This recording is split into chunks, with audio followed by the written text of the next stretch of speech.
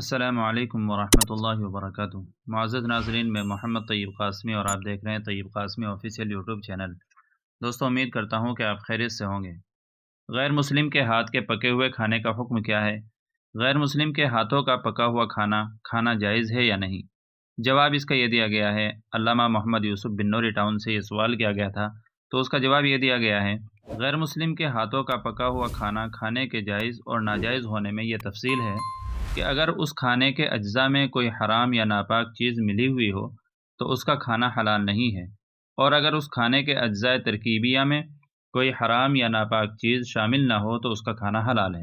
اور گوشت کے متعلق تفصیل یہ ہے کہ اگر جانور کو ذبح کرنے والا مسلمان ہو یا اہل کتاب یعنی یہود و نصارہ میں سے ایسا کوئی شخص ہو جو اصل یہودی یا عیسائی دین پر قائم ہو، صرف نام کا یہودی یا عیسائی نہ ہو، اور وہ ذبح کرتے وقت اللہ کا نام لے کر ذبح کرے، تو اس گوشت کا پکانے والا اگرچہ غیر مسلم ہو تو بھی اس کا کھانا جائز ہے۔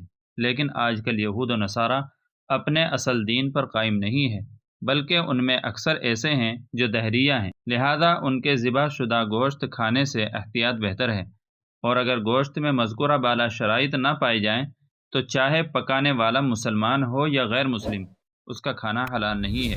قرآن کریم میں ہے وَلَا تَأْكُلُوا مِمَّا لَمْ يُذْكَرِ اسْمُ اللَّهِ عَلَيْهِ وَإِنَّهُ لَفِسْقٌ۔